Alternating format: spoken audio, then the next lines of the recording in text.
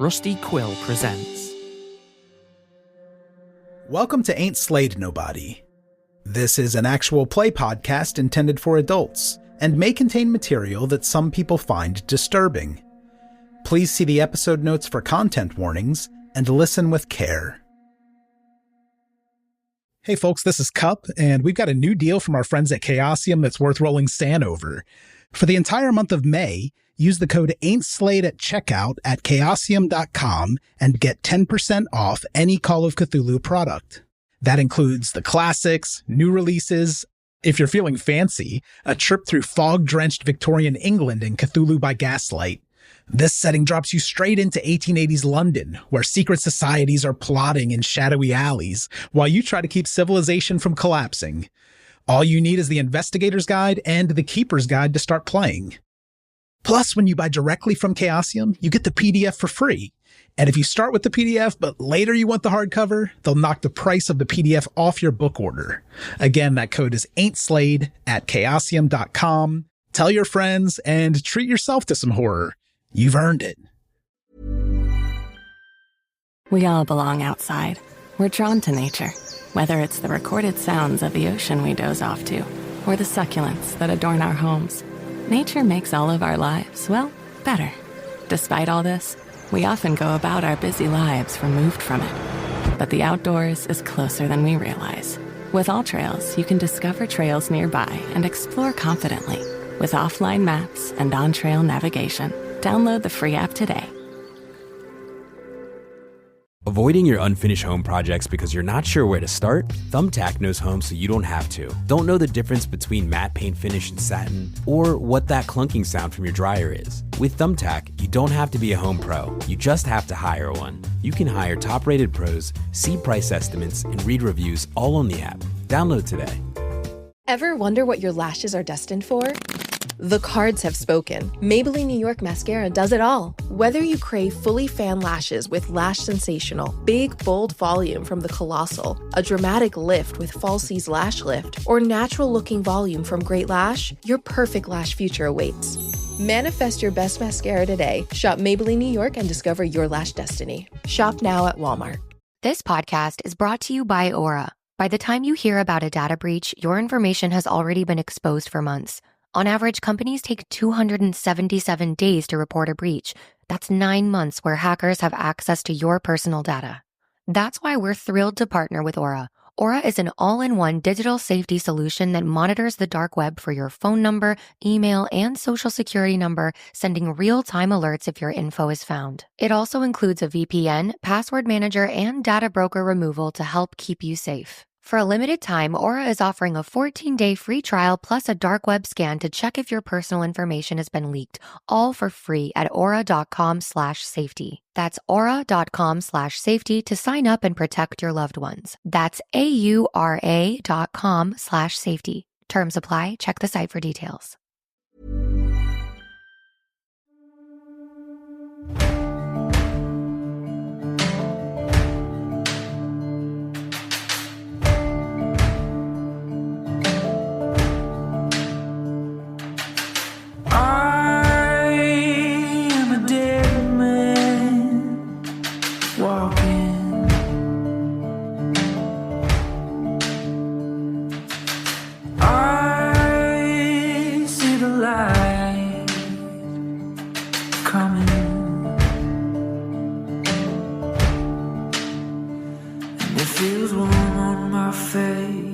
I can't tell, it's gonna burn me down.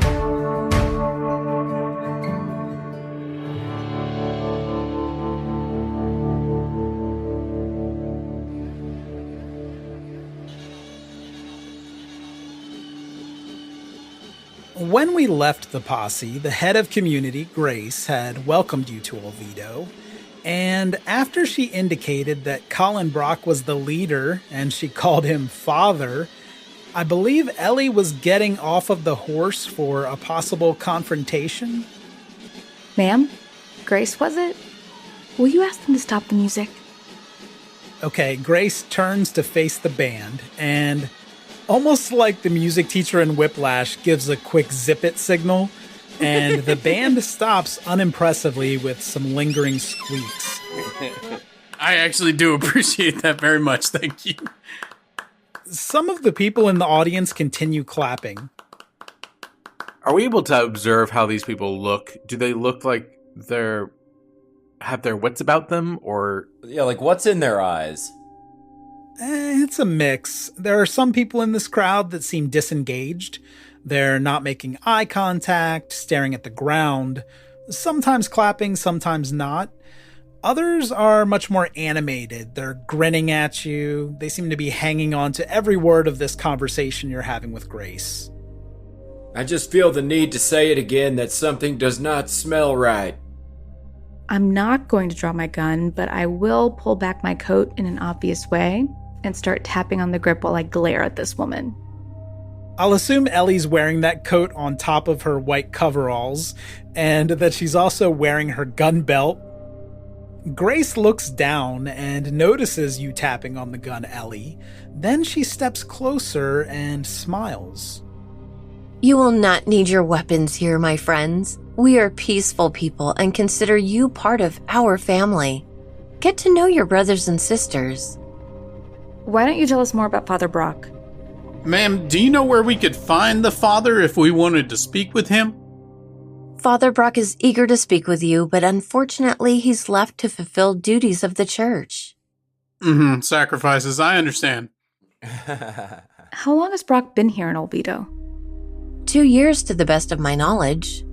While he's out, we invite you to enjoy today's festivities and the fruits of our town. We've prepared the best rooms for you at the hotel.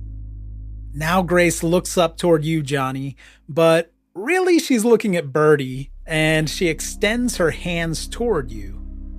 You are overburdened. We will care for your baby. No, I don't think you will.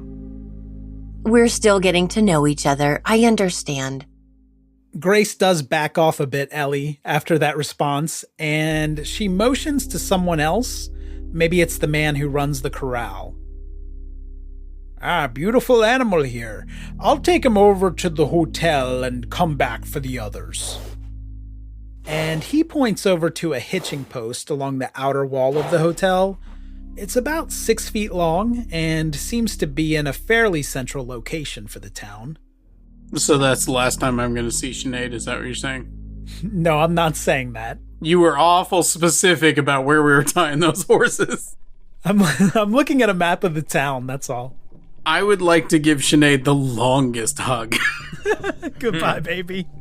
You've been more than a horse to me. You've been a lover. Nothing compares to you. Let's keep the baby. Let's keep the weapons. You can take the horses. Everyone can decide for themselves, but you can take Jehovah. And once this animal handling is well underway, Grace looks back to you, Ellie. You do notice something odd. There's a woman in the crowd, and she catches your eye because you see her fall to her knees sobbing. She seems to be one of the townsfolk. She's dressed plainly, wearing her hair pulled back. And just then a man rushes in. It looks like he's trying to comfort her. Do you need any help?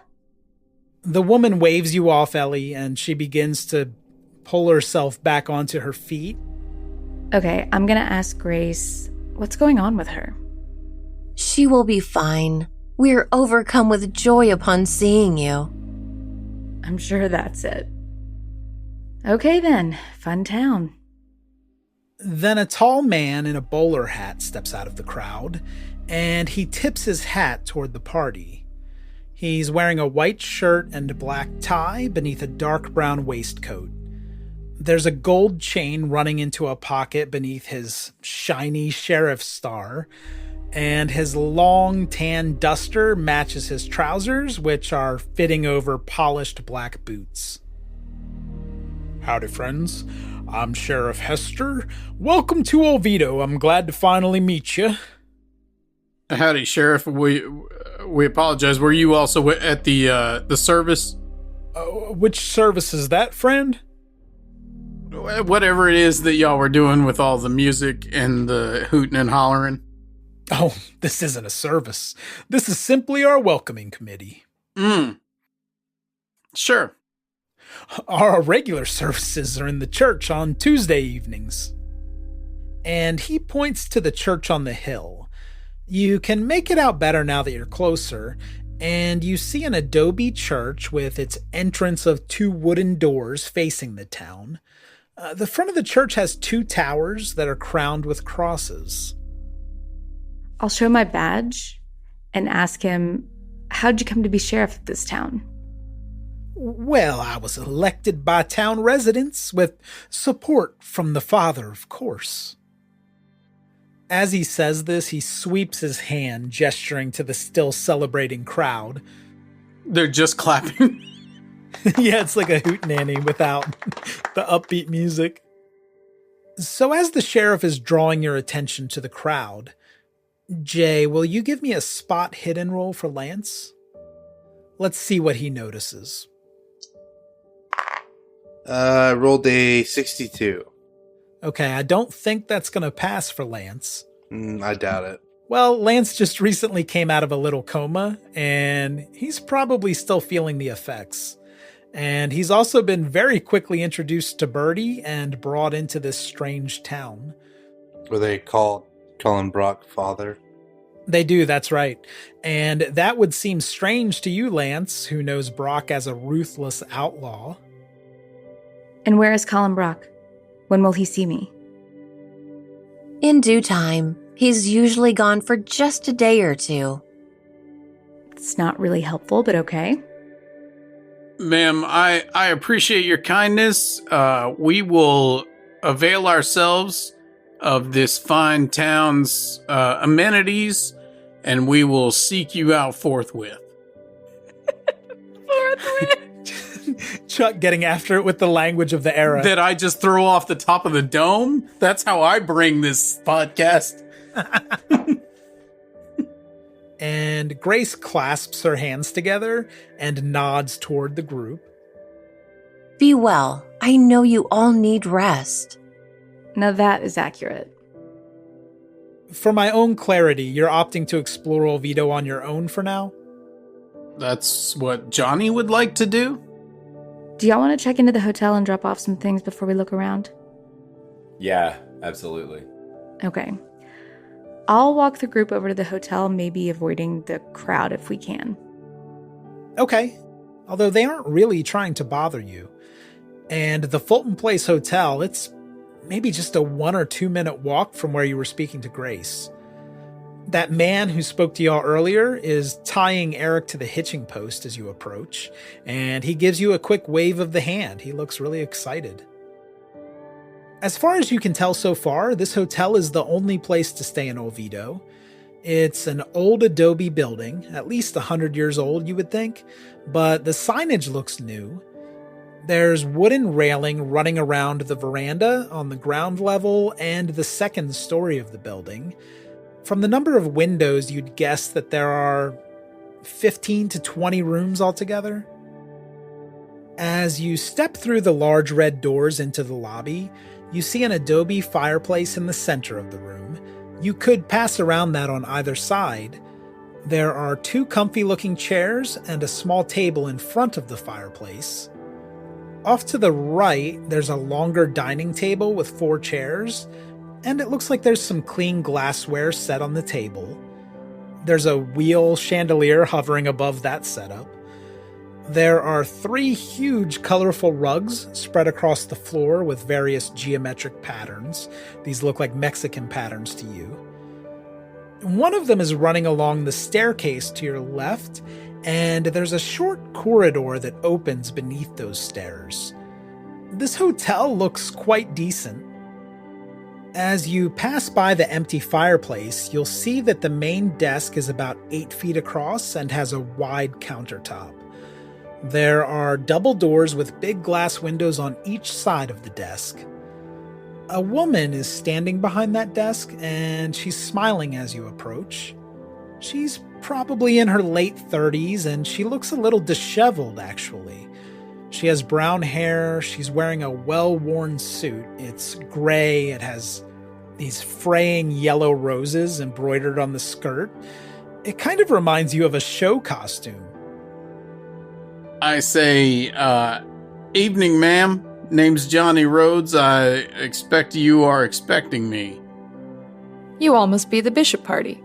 I am Isabel Fulton, at your service. Welcome to the Fulton Place Hotel. I'm sorry, the Bishop party? Yes, ma'am. That's what I have in my book. They told me there would be 5 of you, but this adorable baby is a surprise. Ma'am, have you installed all the proper child safety mechanisms? Be mindful of the windows and the veranda, sir. You will be staying on the 2nd floor.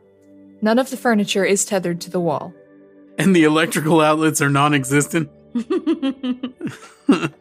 You'd be right about that, but you will find a bathtub in the suites, which can be hazardous to young ones. Keep a close watch on her and she'll be fine. And how is it you know the baby's a girl? I know by my eyes. She is a precious doll. Ma'am, I'm afraid I am terribly behind on my correspondence. Could you direct me to the post office or somewhere where I could send some United States mail? The general store across the road. I can take it there if you'd like, unless you're planning to stretch your legs later. Johnny is interested in the general store? I'll go to the general store if we want to start there.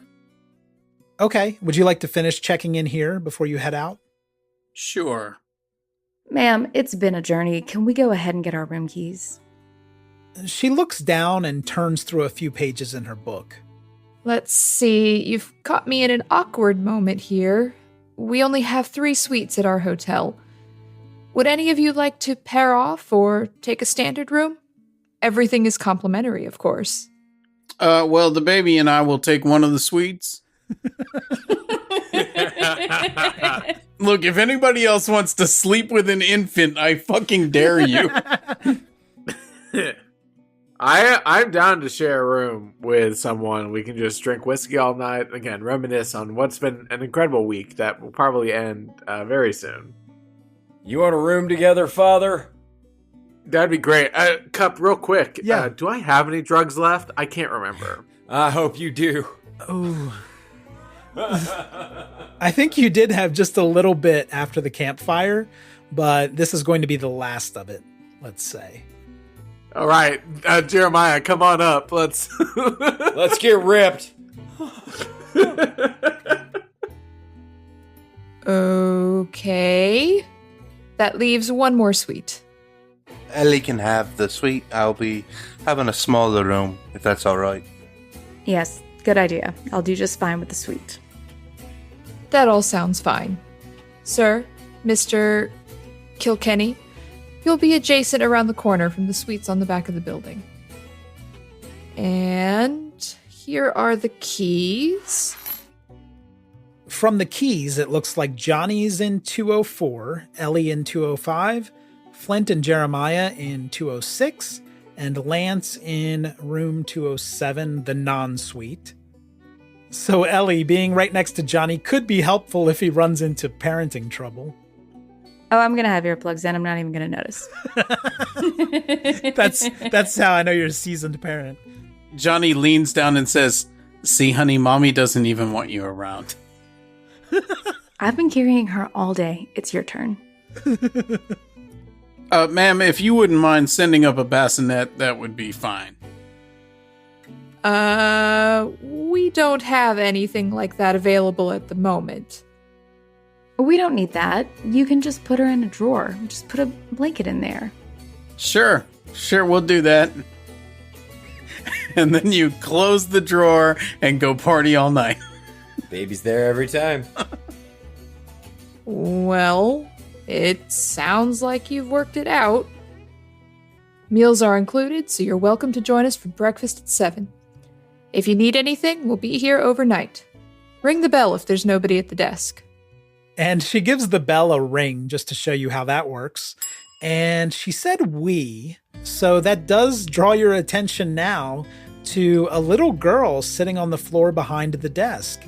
She pops up from this thick book she's reading, waves, and sits down again. Gah! Oh, hey there. Have you been there the whole time? She nods, but then it's nose right back down in the book. Sorry about that. I lost my manners. That's Nina. She won't cause you no trouble, and she's a good helper. Aren't you, dear? Yeah, Nina doesn't even acknowledge this. She was a snake. She would have jumped up and bit me.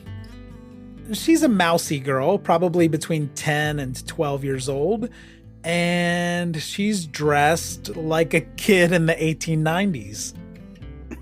No further description required. I think you know where to go. You can't miss the rooms at the top of the stairs. Do have a pleasant evening. We will. Cool. All right. Good shit. All right. We'll talk to you guys tomorrow.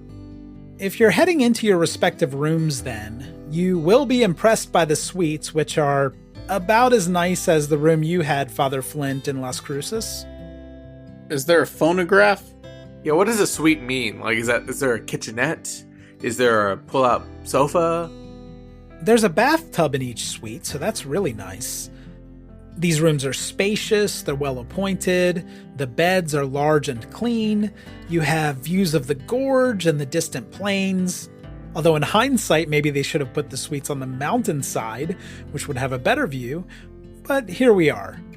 And there are large mirrors, and Lance's standard room isn't half bad, it's just a little bit cramped and without all of these amenities.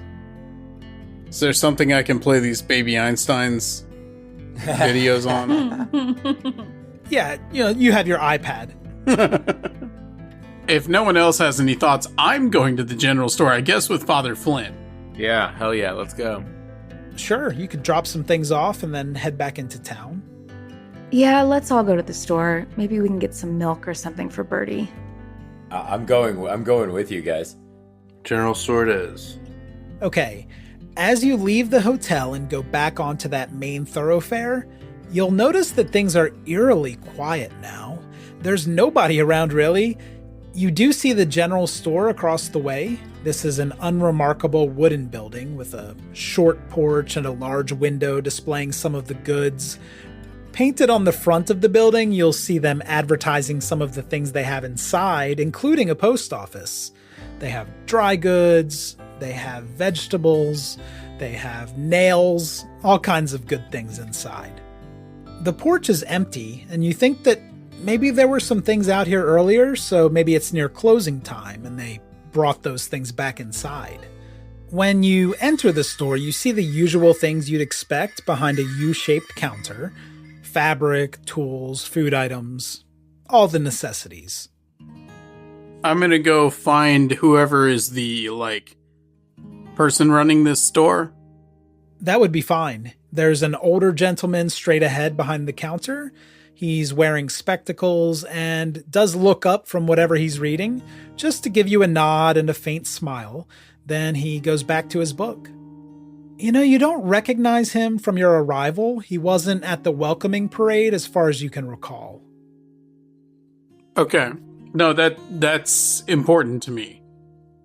He was not out there with everyone else. He was not. Maybe he was minding the store. Johnny would like to go up to him and say, "Good day, sir. I was wondering if this might be the right place to inquire about postal services in this town?" Huh. Yeah, I suppose it is. Let me think here for a moment. What day is this? I believe it is Sunday, sir. I understand if it will not leave until tomorrow. Tomorrow? Maybe. When does it need to arrive? As soon as it possibly can. Well, it'll leave town this week, I could promise you that. All right, that would be fine, sir. Can I get an idea of if it looks like he's a crazy Branch Brockvidian or if he's just a normal dude? Oh, like the parade clappers? No, he seems pretty normal, but maybe a bit absent-minded. Okay. While everyone else is doing their thing, Johnny is going to write a letter to whoever his superiors were. Okay. Back at the Department of the Interior. Dave? We'll say Dave. Good old Dave. Explaining literally everything Had Johnny already told the department what happened in North Carolina? Yeah, well, they're aware of that. Yeah, they're aware of that. Okay, so just the new things that have developed. Yeah, since then. The store clerk is happy to offer Johnny whatever we're writing with in the 1890s. Charcoal and paper. I include a charcoal drawing of Sinead just because it was important to me that they understood. Yeah. Name's Ulysses if you need anything. Thank you, Ulysses. I appreciate your help. Big group. Does anyone else have questions? Do you think we need any food or anything, or anyone need any weapons before whatever? Do you sell weapons here by any chance? Can't rightly say we stock weapons. Olvido's a peaceful place, mostly a mining town around here. Used to get folks passing through from Albuquerque, would stop off for supplies in the saloon. So what are they mining? Well, we had a lot of luck with iron round here, but that luck's mostly dried up, I'm afraid. Town's gotten a little bit smaller, but we stay tight-knit. Had you heard of us before? I feel like we've been talking about you guys for a year now. A whole year. How's that bar? Oh, the Angry Bird Saloon? The Angry Bird. Yes. Is that the one next to the Candy Crush Salon?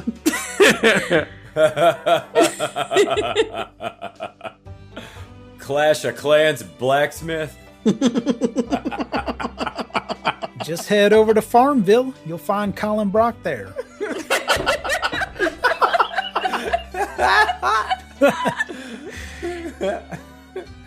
Is there anything else you need? Yes, do you have baby supplies? Well, let's see. I might have some... Yep, I have some bonnets. Yes, I'll take 2 bonnets. And do you know someone in town who is breastfeeding and isn't crazy? Isn't crazy? Let me think on that. That's not really a service I can provide. No, I'm not saying it's a service you offer. Do you know a woman who recently gave birth and would be able to breastfeed a baby? Can't say that I do know anyone like that. Alex, give me a psychology check for Ellie. Let's see if she's picking up anything here. Yes, I got a 22. Regular success. Okay, nice. So Ellie is pretty sure that he's not being truthful about this. I think you're hiding something. Why don't you tell me what that is? Give me Intimidate. Regular success again? Well, okay, Sheriff. Okay, let's settle down now. There is Mary Stratford, I suppose. I did not tell you that. Where does she live? She's outside town. Stratford's got a little ranch a little ways past the bridge there. What are y'all planning to do there? I am unable to produce my own milk for my child. And animal milk in this day and age is easily contaminated, and I don't want my baby to die. Oh, Miss Knowledge! Cup, is this why you gave me 85 lactation? And no one's been willing to say anything about it up until now. If that's all, I'm going to start packing up the store for the evening. Wait, no, I need a hammer. Give me a hammer. I want a hammer for my sickle. Oh my god. Okay, Father. Now, the hammers have been out back next to the barrel of nails, so if it's a little dirty or rusty, you understand. That's fine. If anyone else wants a hammer, put it on my tab. But I'll take a hammer, just in case. And the clerk rings everyone up, and this was a rather inexpensive trip to the store. How's that letter coming along for Johnny? Would you like to share what it says, or is that private? No, I mean, it literally is saying all of the things that happened and explaining that we have found a situation that is a threat to national security. and that they need to send... the FBI probably doesn't exist right now. I don't think so. They need to send... The Pinkertons? They need to send the Gumshoes and the Pinkertons and whoever else they've got to Olvido, New Mexico. I'm calling in the cavalry is what I'm doing. And they will arrive long after we die. I'm going to lay down $10. What? And I'm going to tell him whatever is the fastest that your ponies can take this express. Our most expensive expedited mail service is 8 cents. Well, then you keep the rest, my good man, and make sure that this arrives. He takes the money in the letter and runs out the back door. Thank you! He puts on his coat. Lock up when you're done! He's fucking gone. All right, well, I guess, boys, we can take all the hammers we want now. You think he's probably going to give that to somebody else in town who can make sure this gets out fast. Okay. Hey, this is the first NPC who's ever liked you. By the time you finish up at the general store, it's about 6 o'clock in the evening. Let's go have drinks and food. Yeah, no, that's completely fine with me. They probably serve food at the hotel since it was meals inclusive, but you're not sure about supper because Isabel told you to come down for breakfast, so maybe you missed that. They might serve food at the Angry Bird Saloon. Can we bring a baby into the bar? That's probably okay, and it's early, so you wouldn't expect it to be too rowdy at the saloon. This is the 1800s. You can bring a Wolverine in a fucking bar. It doesn't matter. Let's go. It's not drinking hours yet. If you have enough money in the 1800s, it is drinking hours. New town, let's go get drunk again. That's fine. Y'all can go get drunk again instead of moving the story forward. When you leave the general store to head over to the saloon, you'll just need to cross the road back to the hotel side. The road splits off here and runs between the hotel and the saloon. The Angry Bird Saloon is another wooden building with 2 steps leading up to the porch. The front of the building is narrow with batwing saloon doors, and from that, the sides extend outward with windows and a porch that wraps around on both sides. If you do decide to take a quick peek through a window or maybe over the doors, you'll notice that it looks empty. There are tables and the bar seems stocked, you just don't see any people. Maybe they've closed? It's pretty dark inside, and the sun is casting these long shadows across the walls and the floor. That sounds inviting. Nothing can go wrong. Let's just open the door. Yeah. As you walk in, you see poker tables to your left and right, and the chips have all been put away. Straight ahead, there are round tops, standard tables. A longer rectangular table for a large group is at the back left next to a staircase. On your right, past those poker tables, there's an L-shaped bar with 8 stools. It doesn't look like there's anyone standing behind the bar. Okay, are there glasses back there? So we can just start pouring our own drinks. Reckon we could just start drinking if nobody's here. As Jeremiah says that, you did yell that out, right? Yeah. Okay, moments after Jeremiah calls out, a red door swings open near the far end of the bar, maybe from a storeroom or a kitchen, and this guy walks out. He's average height, wearing a black vest and tie over a white shirt. He has a handlebar mustache and a white apron. His dark hair's slicked back a little bit. It looks like the bartender. And his expression tells you that he's surprised to see you all standing there when he comes out. He's squinting and he's looking toward you, Lance. Lance Kilkenny? I can't believe my eyes. Is that really you, bud? Allegedly. Lance, I didn't think I'd ever see you again, brother. Get on in here, all of you. Now, Lance, you do recognize that voice. And now that you're kind of looking at him, He used to wear a full beard, but you know this guy.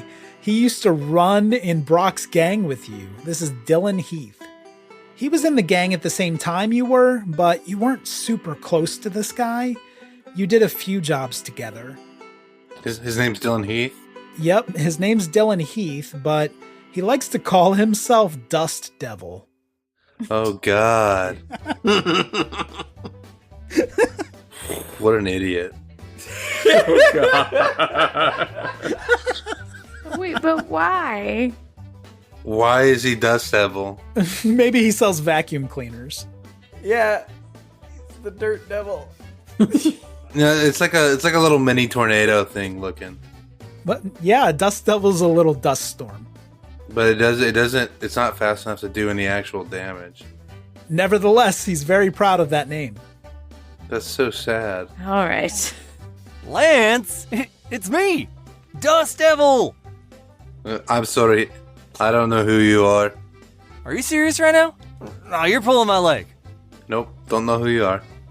And he steps out from behind the bars so you can get a better look at him. Lance, you'll remember that Dust Devil was never very talkative, and in fact, he seemed standoffish most of the time with you. He was usually picking fights and stirring up trouble. What's your name? You were the best man at my wedding. It's me, the Dust Devil.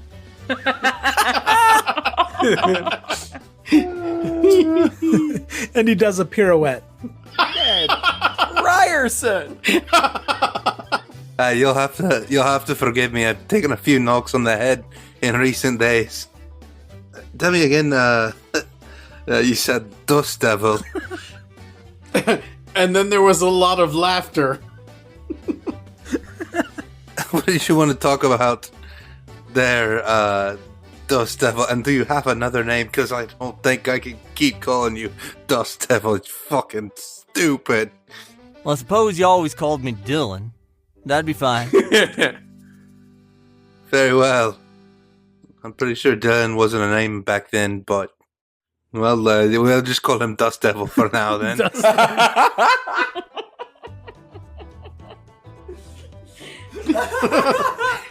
We'll call you Dust Devil for now. We'll get you a good name in post. And who might y'all be? Yeah, they call me the Swamp Thing. I'm Pickaxe McGee. I'm Hammer and Sickle. Yeah, they call me Land Shark because I don't need water, just whiskey. But suddenly Olmis makes so much more sense to me just now. Don't need water, just whiskey. Okay, yeah, land sharks, I get it. Well, it's a pleasure to meet you. I'll do my best to remember your names. What'll you be drinking? I've got whiskey, and I've got gin. And, yep, looks like more gin. Can you make a mojito? I'm fresh out of mint, Swamp Thing. Sorry about that. Hang on, let me roll for luck to see if I have mint. Nope, I don't. I'd like a slow gin fizz. What about a little apple daiquiri? Something sweet. Yep, don't have no apples. Sorry, Hammer and Sickle. He could make an old-fashioned. That was around in the day. An old-fashioned. Where are you from, miss? What's in that? In Olvido, they call that a newfangled.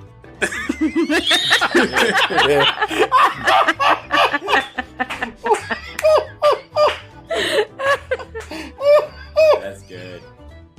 It has bitters and a sugar cube and some orange zest and a peel, and that's it. You do not muddle fruit in the bottom, as a lot of people like to do. If you put a cherry in an old-fashioned, get out of my life forever. Oh, sure. I'll make you one, but actually, does one of you want to run across the street and grab an orange? I've got a lemon. What kind of bar is this? Actually, a lemon was the original way they made an old-fashioned, so let's just go with that. Jesus, old miss. All right. Wow. Well, damn, Lance. What brings you to Olvido? Well, we were just passing through the side of town, Thinking about going to visit those caverns they talked about over Carlsbad Way. Oh, sure, those are nice, yeah. You're not, here to see him? Who's him? Brock, he's here, you know, right, Lance? Oh, well, is he around? I reckon I seen him around a week ago. I think he's been holed up in the house, but I don't rightly know. Grace told me he's been out running around getting ready for something. Who's Grace? Well, didn't y'all meet Grace when you got here? Does she have breast milk? I'm sorry, what? Can you make a white Russian? Oh. God. Could y'all run that drink order by me one more time? We'll take 2 fingers neat with a squeeze of lemon on each, thank you. That sounds great. Okay, that does sound great. Sure thing, ma'am. Land shark. Dust Devil is like a magician putting these drinks together. He turns around with 5 perfect drinks in about the time it would take most bartenders to make just one. What about this house? You said Brock's in a house? Where is it? Well, if you follow this road down a little further between the Angry Bird and the hotel, it's on your left. Okay. Are y'all hungry, or are you just stopping for drinks? Yeah, can you rustle me up a Reuben? Yeah, that'd be great. I'd like Eggs Benedict for myself. Who now? We're on a bit of a limited menu right now. We haven't been doing a whole lot of business. Actually, I'm paleo. I'd like a poke bowl with no rice and maybe some avocado. Well, paleo we can do. I'll get you something you'll love. Hey, Liddy! Give me 5 plates of the special. Oh, does the baby need anything? Not unless you have uncontaminated milk. Nope, we don't have anything like that. But, maybe check over at the corral? Birdie seems fine.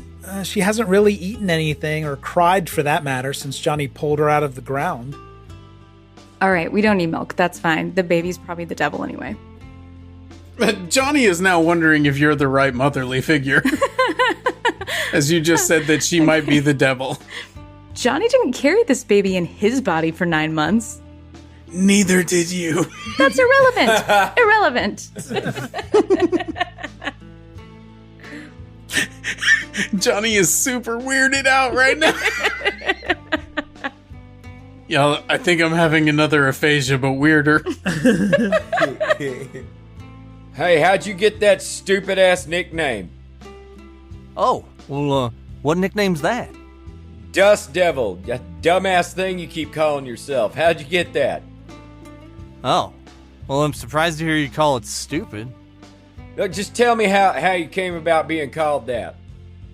I suppose I self-appointed the name. You gave yourself the nickname of Dust Devil? Well, yeah.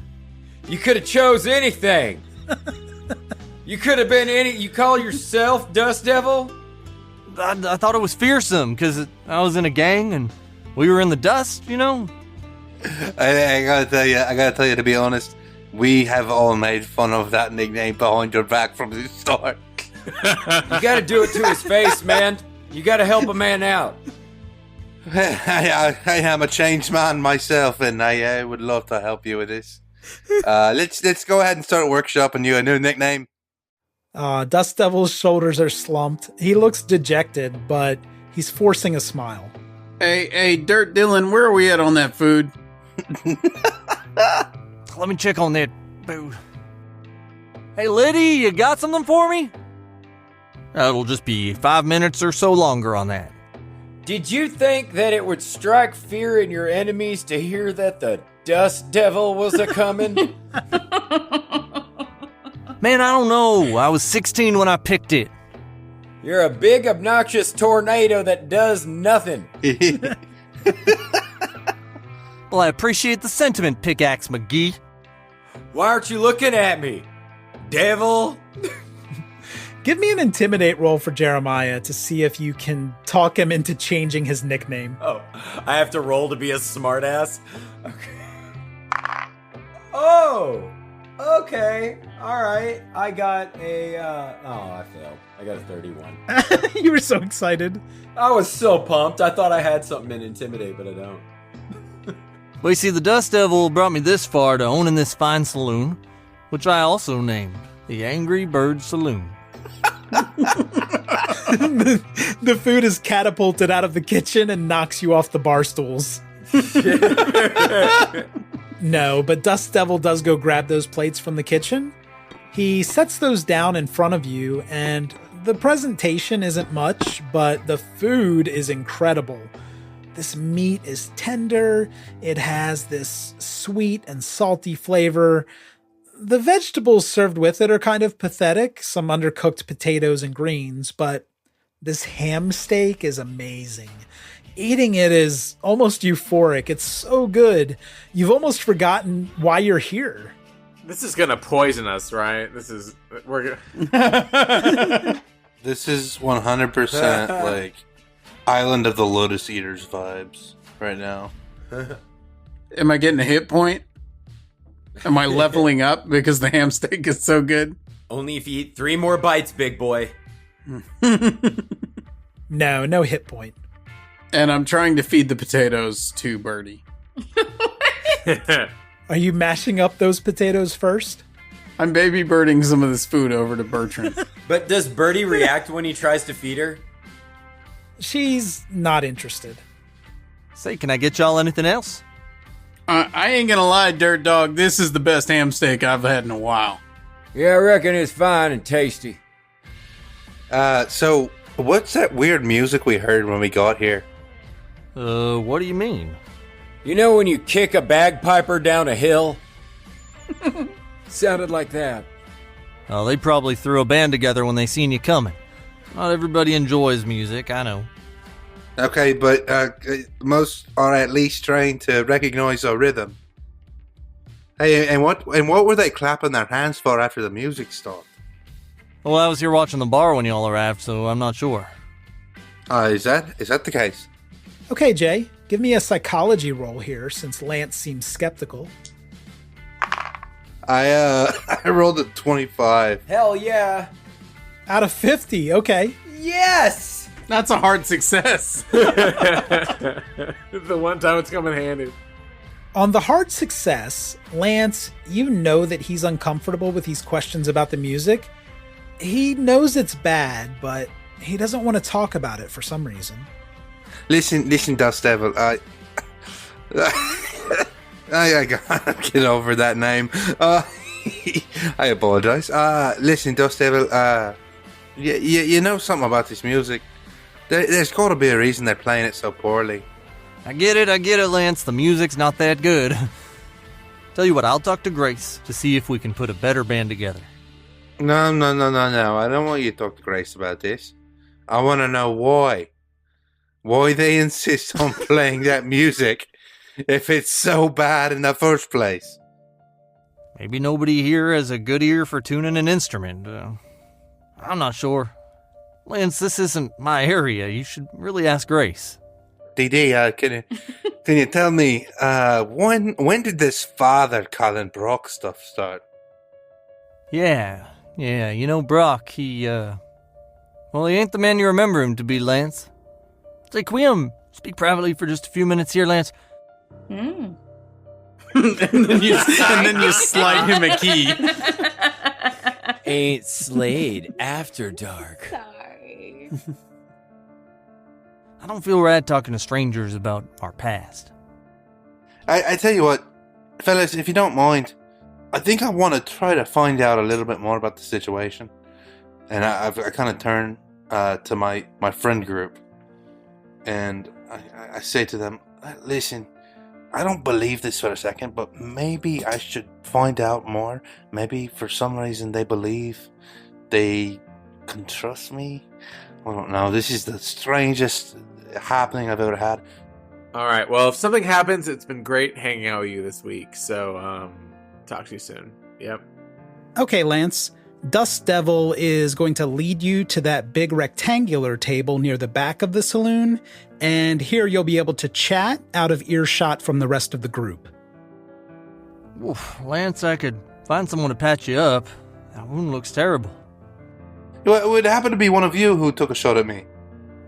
No way. We don't use guns no more, Lance. Well, we're peaceful now. We got no need for guns. And that reminds me, why have things changed for you so much? See, Lance, Colin, he's different now. He's gentle. He's a changed man. He woke up one day and he's just been so good for this town, Lance. Oh my God, he's gonna be so happy to see you. He always liked you, Lance. It kind of broke him when you left, but he picked up those broken pieces and we made something better. Even when you was in the gang, Brock was beginning to learn more about the way the world really works. I don't get to talk with him one-on-one much anymore, but I guess he's too important for old Dust Devil. He's so focused now. He found his life's purpose. And what is that life's purpose? Well, it's complicated, Lance. I don't even know if I can explain it to you. But I'm still confused. It seems like such a quick turnaround that he has found this life's purpose, as you say, so quickly. He had a revelation, Lance. He can describe everything to you so much better than I can. But you need to be careful, Lance. You come in here dressed like that, armed to the teeth. I just want to make sure you don't get into any trouble that you're not looking for. You need to know how things work here.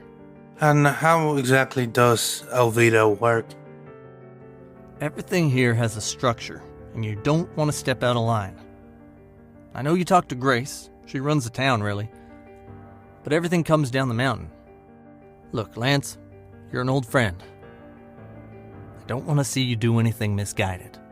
And what would you happen to mean by misguided? Well, when you left the gang, Lance, when you left us, it wasn't on the best terms. And I don't know what the hell went through your head, so I want to make sure you ain't showing up here in Olvido with some convoluted idea of revenge or something. Alright?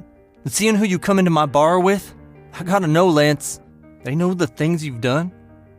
Do they know all the things you've done? I try to keep things on the up and up, per se. I try to only reveal relevant information. I'm sure you can relate to that yourself, considering the gaps in the stories that you've been spinning. But I digress. What about the sheriff? How'd you come to find yourself in her little traveling group? To be truthful, I think it was fate that brought us together. So you do believe in fate. Well, that's real good, Lance. I think there's something that guides our paths. And speaking of fate, you knew we didn't leave on the best of terms, yet you talked to me like an old friend. Why is that? I don't know, Lance. I suppose, Olvido was a place of redemption. I hoped maybe you'd come back around. Maybe we could be a family again. I always looked to you as an older brother, Lance. Did you not feel the same way? Truth be told, I didn't think you were that fond of me. Even before I decided to make my own path. I'm sorry if I came off that way, Lance. Maybe the pressures of the gang and always trying to one-up each other turned me into the wrong sort of person. You know, I'd never do anything to hurt you. Buddy, I need you to tell me what it is you need me to do. I just need you to play nice and give this a chance. And I'm glad you didn't come in here shooting your guns, because that would have got real ugly. I need you to be patient and open-minded. And maybe you can see what I see. Show proper respect to the folks you meet here and don't go in there screaming at Colin. I need you to listen. I don't know what your goals are here, Lance, but don't forget what he knows about you. You've given me a lot to think about. I think it's time for me to call it a night. Yeah, I'm sorry you never got a cool nickname, Lance. I think maybe we could have been a little bit closer if you had. I'm joking with you, Lance. Come on, now let me go see your friends off. Well, thanks for letting me catch up with Lance. I'll be around the saloon if you need to wet your whistle. Well, anyway, we're going to head to the hotel and we'll probably be out of town by tomorrow. Oh, y'all want me to stop by for a nightcap? Nope. No, we're cool, Dust Devil. That is weird. We do appreciate the offer. Yeah. We ain't into whatever it is that you're into. Well, why don't you just take your cyclone and go down the road of peace and go on and get? All right, then. Well, it's good to see you, Lance, and meet your new friends. Good to see you as well, Dylan.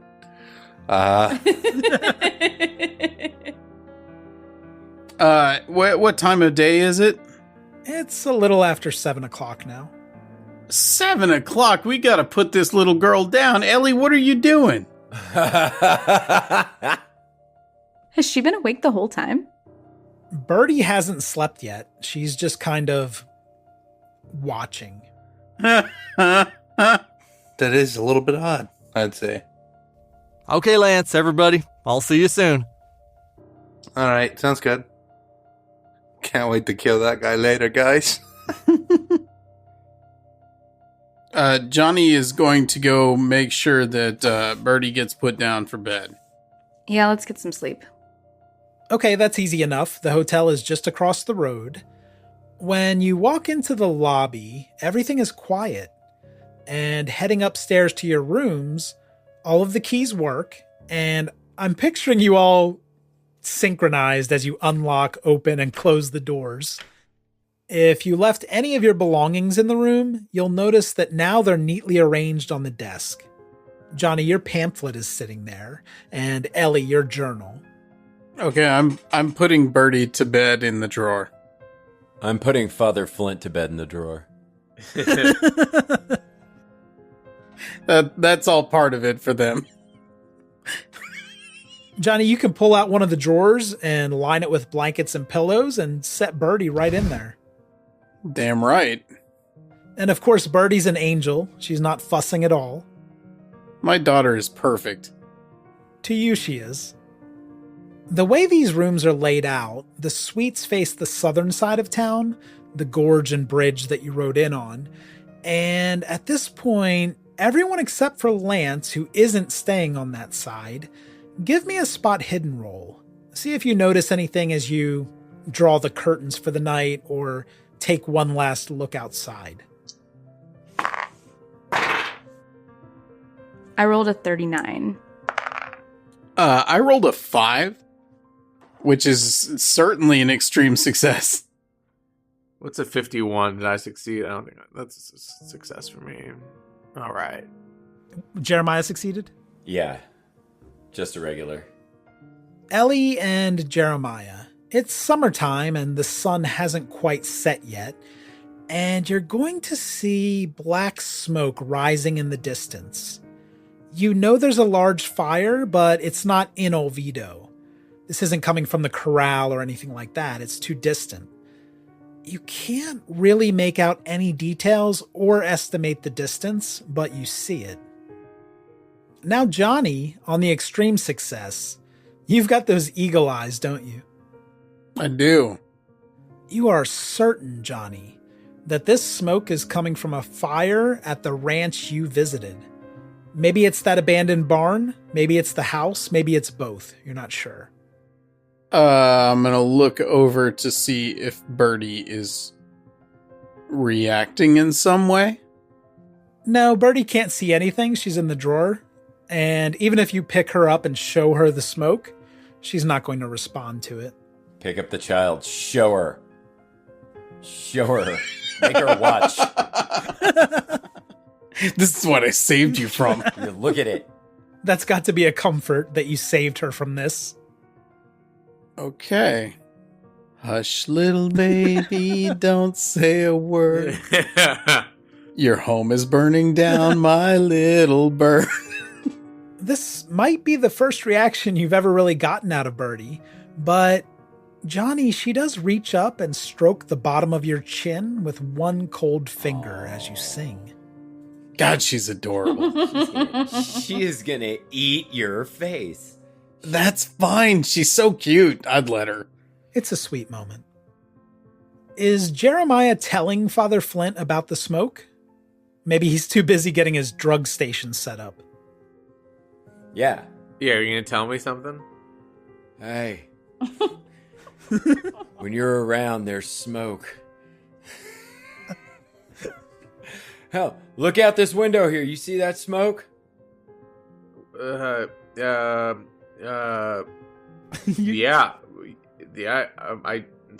I do see that smoke. Pour me another whiskey.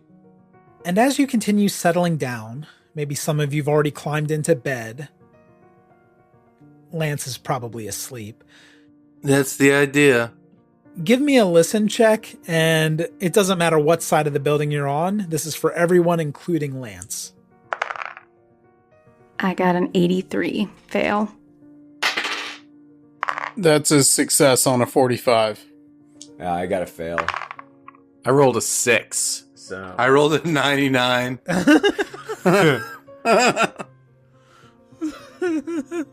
Okay. Lance, let's put a pin in the 99. My ears fall off. Oh, now that I hadn't considered. While everyone else in the suites is seeing this smoke on the horizon, Father Flint is attuned to his other senses. I think you've done some coke, if I'm not mistaken. Father Flint, you hear loud banging sounds coming from beneath the room, maybe on the first floor there. And on the 6th, there's an echo that might make you wonder if the sound is traveling through something, maybe some kind of duct. Do you hear that? Do you hear that? I don't hear anything. Sure, what are you talking about? You don't hear that? I don't know. Hearing this? Hearing what? Should I go downstairs and investigate? That's up to you. Are you asking me? I'm gonna bring you along. So, all right. Well, let's bump some of that coke first. All right, let's do it. I'm down for that. All right. We don't need to roll for that, do we? Scoob and the gang are gonna go check it out. Oh, Zoink Scoob. Johnny, you hear a faint noise. It's like banging on wood. And it's coming from downstairs, but this building seems pretty old from the outside, and you might think it's just settling. A different kind of bump in the night. Johnny is going to peek out the door, but he's not going anywhere if Birdie's in here. Okay. It was a successful bump, and now we're going downstairs to check it out. Downstairs, right? So we're going down the stairs. Okay. You head out into the hallway, which is empty, and then go down the stairwell, which puts you off on the left-hand side of the lobby. You might remember there's a corridor splitting off to the left under the stairs. If you were standing at the front desk and turned left, you'd be heading down that corridor. Father, you might think that's the location of the noise because that's right underneath the landing in front of your room. You do notice that Isabel Fulton, the hotel proprietor you met earlier, she's standing behind the front desk and she looks up as you approach. And if you do look off to the left, you'll see a closed, solid wooden door at the end of that corridor. You think that door probably lines up about where your room door would be. We're going in that door. You did say there was a person at the desk. Yes, and she'll address the two of you. Hey boys, can I help you with something? It's getting late. Yeah, ma'am, there was a noise. Did you hear it? No? What kind of noise? It was just loud. It was just like a loud crashing sound. You're telling me you didn't hear that noise? You didn't hear the crash, the loud crash? I didn't hear anything. Did you check with your neighbors? Mr. Rhodes or Miss Bishop, perhaps? No, we're checking with you, the front desk. You work here. You might have knowledge of noise. I didn't hear a thing. Would you like me to look in your room to make sure there aren't any problems? Sidebar, Wes, do we want her to come with us to the door, or do we want to keep that a secret and just kind of do it without asking? I kind of like to keep it a secret and do it without asking. Okay. No need for you to come up to our rooms. All good. We'll come back down if we hear it again, but we appreciate it. You have a good night. Yeah, we're fine. Thank you so much. Have a good night.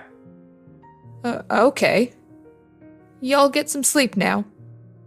Do you need any extra towels? We're fine on towels. I'll take a towel. I'll take one towel. I just need to up my inventory. I have no idea what we're going to get into behind this door. So let me just get one towel, please. No, wait, I'll take a towel. Okay, Isabel turns around and grabs 2 towels from a cabinet behind the desk. There you are. Why don't both of you give me psychology checks on Isabel's reaction to this noise inquiry? Sure. Okay. I rolled a 95, so that can't. I rolled a 94. So we're just really high right now. Yeah, you're not picking up anything interesting. We have a towel, and we've distracted her, and now so how can she see the door from her vantage point? Oh, for sure. If you're planning to walk down that hallway in plain sight, she's going to see that. Okay. So, okay, how is she strong-looking woman? Is she a fast-looking woman? Like, oh, what? No. What are you wanting to do? She seems healthy and pretty strong. Maybe a bit tired. Can we have her, can we complain about the noise next to us or something? She just, go up and, reprimand somebody? I'm just trying to get her upstairs. Because I don't want her to go to our room and see all the drugs, right? We should send her to Johnny's room. Because she'll be preoccupied with the baby. Right. Everybody gets preoccupied with the baby. Let's do it. I like it. All right. That baby upstairs is crying a lot. It's crying a lot.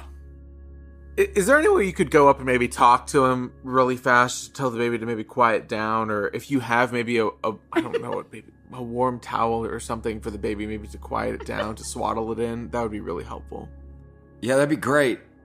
Well, I just gave you 2 towels. Oh, it's not warm.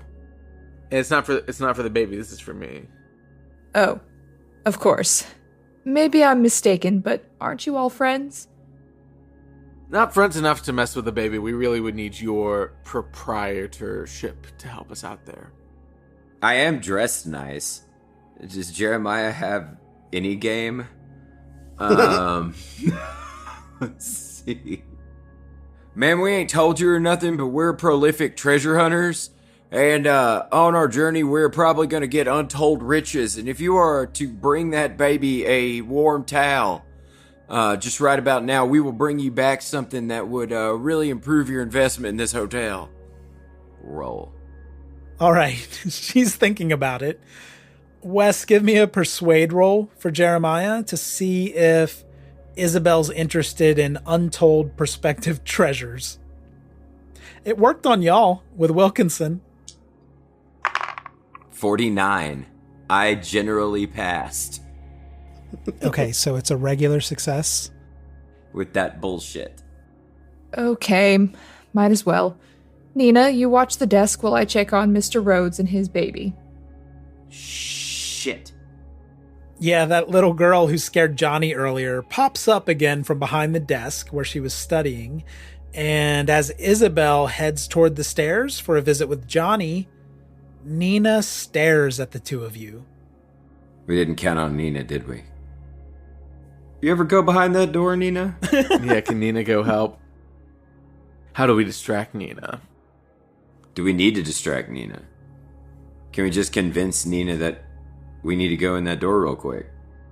Well, as you two work it out, let's visit Johnny in his room earlier in the evening. I would like to review my that pamphlet full of crazy mythos shit, the spell book. Good. So this is that miniature tome that you picked up from Ida's roadside curio stand. And you got several hours of reading time in during your ride to Olvido. What are you doing with the book now? I'm hoping to learn some magic spells. I have established that there's probably magic spells in here, and I want in on that. Right. You didn't understand the language, but based on diagrams and the way the book is organized, Johnny decided this book contains spells. Mm-hmm. Now, with this focused study tonight, and it is focused because Birdie's not making a sound.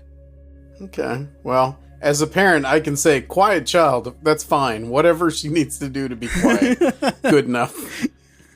Johnny, what you've discovered tonight, and you're not even convinced that these were there before. You see notes in the margin of this book, and it's a combination of drawings and English phrases. You've worked out what spells these are associated to, you think, but you're not entirely sure what to make of the notes yet. Chuck, roll a d6 for Johnny to see how many of these spells are resonating with him. 2. So you think you've worked out 2 of these spells, Johnny. Not how to perform them necessarily, but what needs to be done. What needs to be sacrificed to see them, to understand them better. You've zeroed in now on 2 incantations and 2 sections of this book. Maybe these are low-level spells, or just happen to be ones that were notated. Pyrotechnics, or mage hand. Yeah, exactly.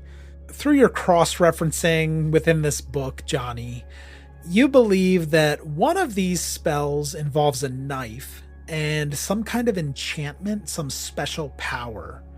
You haven't worked out the specifics, but you believe that learning this spell would involve making a personal sacrifice with a knife, or maybe it's a particular knife. That part's unclear.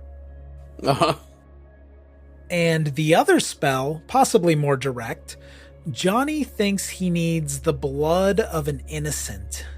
Although the meaning of innocent and what you do with that blood is murky, this spell seems different. It doesn't seem like an enchantment to you. You think it has something to do with aging based on the pictures.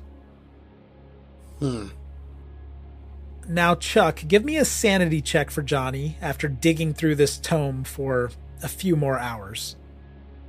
Sure. That's a 79. That's a fail. On the fail, this isn't massive, but give me a d4. 1. Okay, you'll lose just 1 point of sanity, but on the revelation that you might actually be able to learn a spell, or maybe 2, is there any reaction?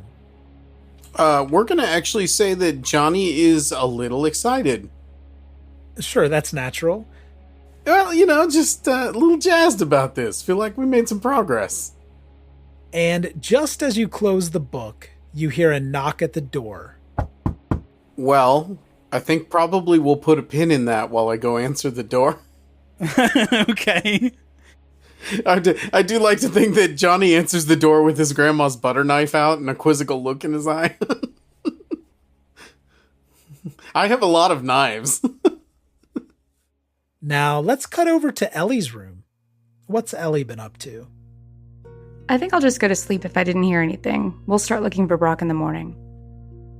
Ellie, you're lying in this luxurious bed beneath a canopy in the suite as your mind begins to fade. You could swear you hear a voice whisper to you. Dream, Ellie.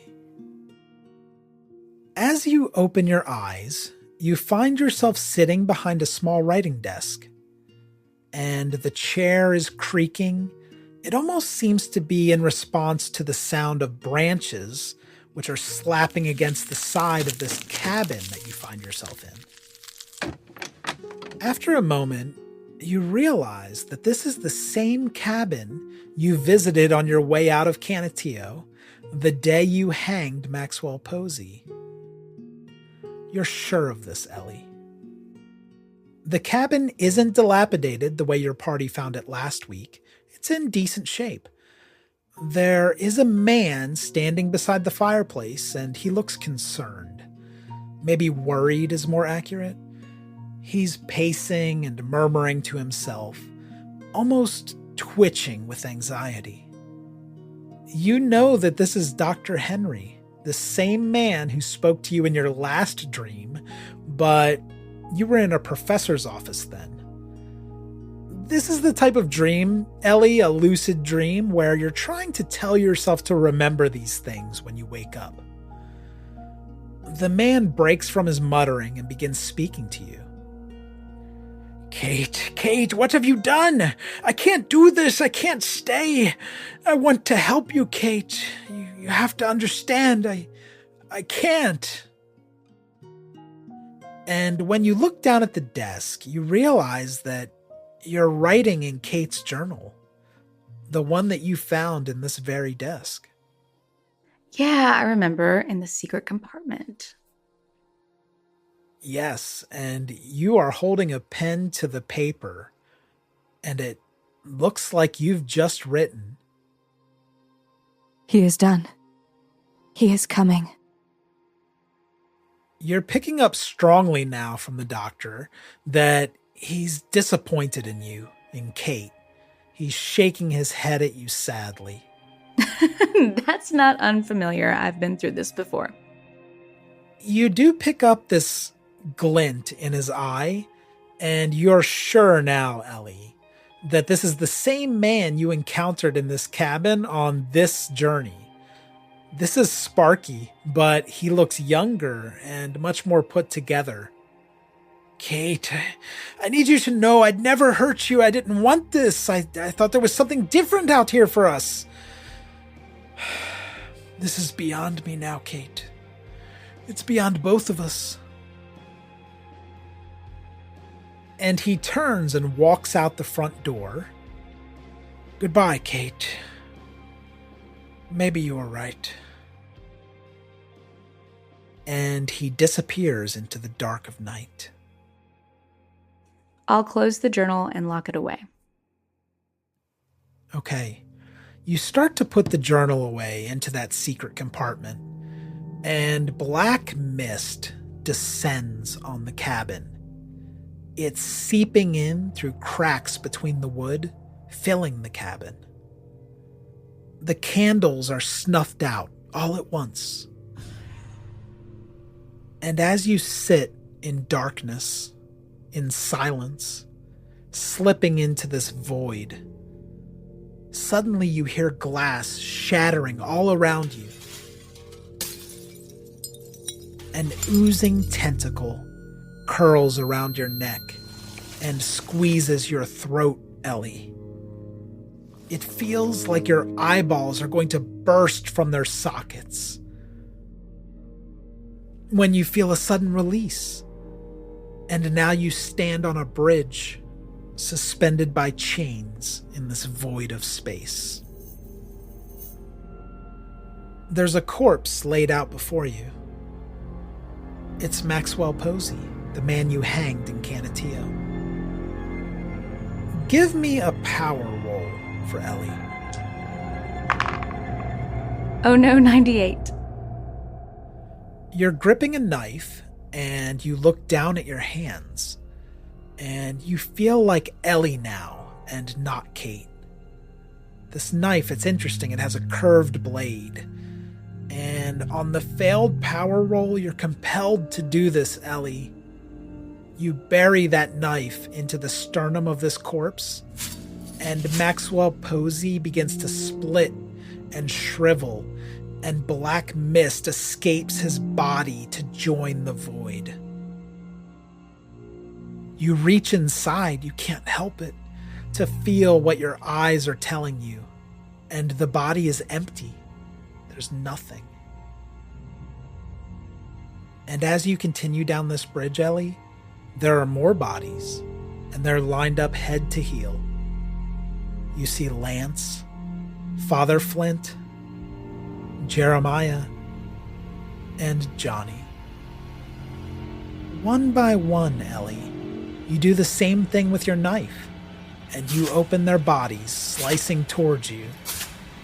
But instead of that yawning pit you found inside of Posey, their guts spill out onto this bridge, and the smell of decay is overwhelming. That's pretty fucked up, Ellie. What the hell are you doing? It's a nightmare. You're fine. That's a relief. A voice behind you begins to rumble forward until it settles behind your right ear in a whisper. You're too late. They're already gone. But do not fear, Ellie. Shall live the progeny. And Ellie, you're standing here, compelled to look down at your own flesh with that knife. What would you like to do? No, I'll just do it. Let's find out. Wonderful. You force the knife into your own torso, and a beautiful black mist flows from your body. You wake up in your bed at the Fulton Place Hotel. And you're sure, Ellie, that you saw a final wisp of that mist dissolve right here in the hotel room. Give me a sanity check, Alex. Yeah, I think I need to. How much of those sanity you got left? I have 36. That's a good number. 36 is a good number. I rolled a 31. Great, you passed the sanity check, but I am going to take 1 point of sanity from Ellie. Just a normal dream. That's fine. Cutting open some bodies, no big deal. Mondays, am I right? You're getting used to the nightmares. Is there anything you'd like to do? I'll want to look at the journal. Oh, nice.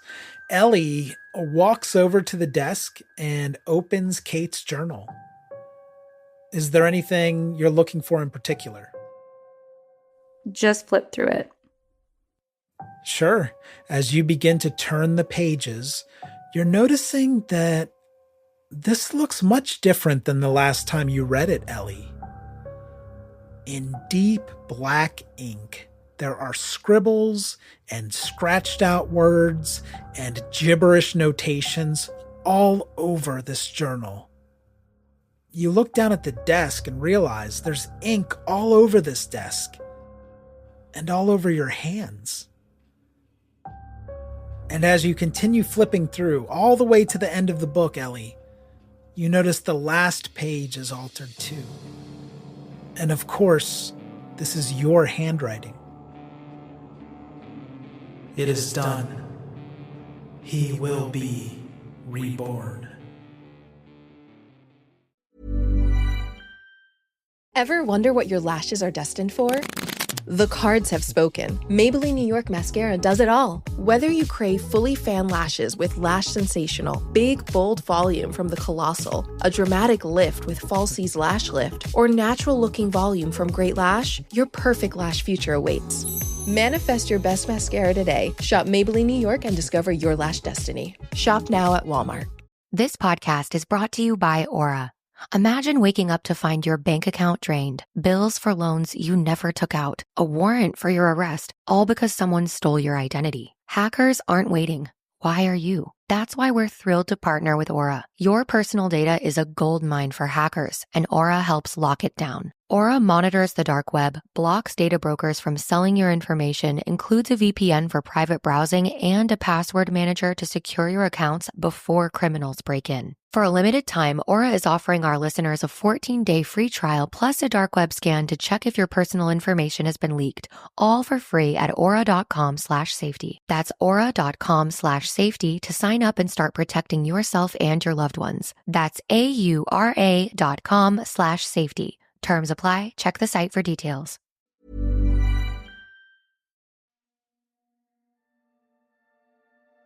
Thank you for listening to Ain't Slayed Nobody. For ad-free episodes, lots of bonus content, and special programming, please join our wolf pack at patreon.com/ain'tslayed or subscribe to Ain't Slayed Nobody Plus at Apple Podcasts. Nothing helps the show more than becoming a subscriber. See our show notes for full credits and help us grow by posting friendly reviews and spreading the word to your friends and followers. Thank you, and good luck out there.